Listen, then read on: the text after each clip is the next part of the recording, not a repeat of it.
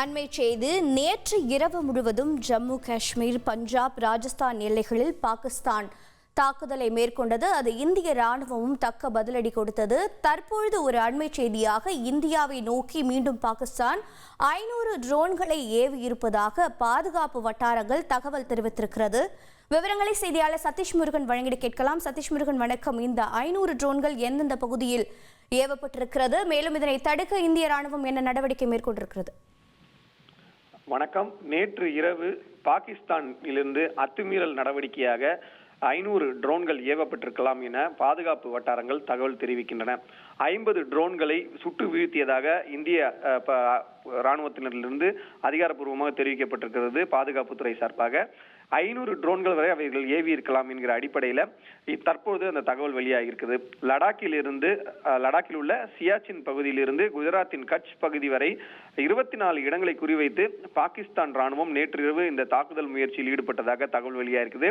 இந்தியாவை நோக்கி ஏவப்பட்ட ட்ரோன்களில் 50 ட்ரோன்கள் வான் பாதுகாப்பு கட்டமைப்புகளால் அழிக்கப்பட்டன. இந்த வான் பாதுகாப்பு கட்டமைப்புகள் என்பது நம்முடைய தரையிலிருந்து வான் நோக்கி தாக்கக்கூடிய ஏவுகணை ஆகாஷ் உள்ளிட்ட ஏவுகணைகளை கொண்டு இந்த தாக்குதலானது தடுக்கப்பட்டிருக்கிறது, முறியடிக்கப்பட்டிருக்கிறது என்பதை நம்மால் பார்க்க முடியும்.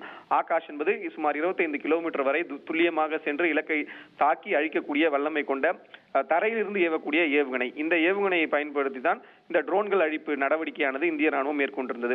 இந்த ட்ரோன்களை பொறுத்தவரை, அதாவது பாகிஸ்தான் ஏவி இருக்கக்கூடிய இந்த 500 ட்ரோன்களை பொறுத்தவரையில ஆயுதங்கள் பெரும்பான்மையான ட்ரோன்களில் இல்லை எனவும் அவற்றில் கண்காணிப்பு கேமராக்கள் பொருத்தப்பட்டிருக்கலாம் என்கிற தகவல் வெளியாகிருக்குது. தற்பொழுது 2 நாடுகளுக்கு இடையே இந்த எல்லையோர மாநிலங்களில் இருக்கக்கூடிய கட்டமைப்புகள், அதாவது இந்திய தரப்புல ராணுவ தரப்புல என்னென்ன கட்டமைப்புகள் நிறுவப்பட்டிருக்கின்றன, எது அதிகரிக்கப்பட்டிருக்கிறது என்பதை கண்காணித்து அதற்கு ஏற்றாற்போல் அவருடைய தாக்குதல்களை திட்டமிடுவதற்காக இந்த ட்ரோன்களில் கேமராக்களை பொருத்தி அவர்கள் அனுப்பியிருப்பதாக தகவல்கள் வெளியாகிருக்கின்றன. இந்த ட்ரோன்களில் ஆயுதங்கள் பெரும்பான்மை அளவில் இல்லை என்றாலும் கூட அச்சுறுத்தல் ஏற்படுத்தும் வகையில் இருந்தக்கூடிய அந்த 50 ட்ரோன்களானது தாக்கி அழிக்கப்பட்டிருக்கின்றன.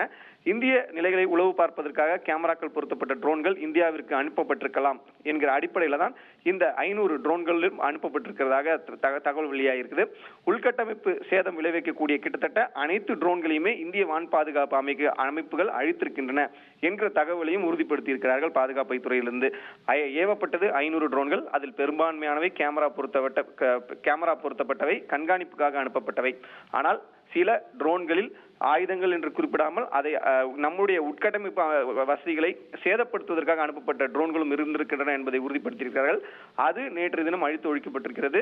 அதனால் இந்திய எல்லை பகுதியில் இந்த சேதம் என்பது 0 என்கிற அடிப்படையில் நம்முடைய சேதம் என்பது எதுவுமே இல்லை என்கிற அடிப்படையில் இந்த பாதுகாப்புத்துறை வட்டாரங்கள்ல இந்த ட்ரோன் தாக்குதல் பற்றிய தகவல்கள் வெளியாகி இருக்கிறது. இதை ஒட்டிதான் தற்பொழுது நேற்று இரவு, அதாவது பாகிஸ்தான் நேற்று இரவு இந்த ட்ரோன் தாக்குதலை நடத்தியதை தொடர்ந்து இன்று வரை எடுக்கப்பட்ட இந்தியா சார்பில் பாதுகாப்புத்துறை சார்பில் எடுக்கப்பட்ட நடவடிக்கைகள் குறித்து இன்னும் சற்று நேரத்தில் மத்திய உள்துறை அமைச்சகத்தின் சார்பில் ஒரு பத்திரிகையாளர் சந்திப்பு நடைபெற இருக்கிறது.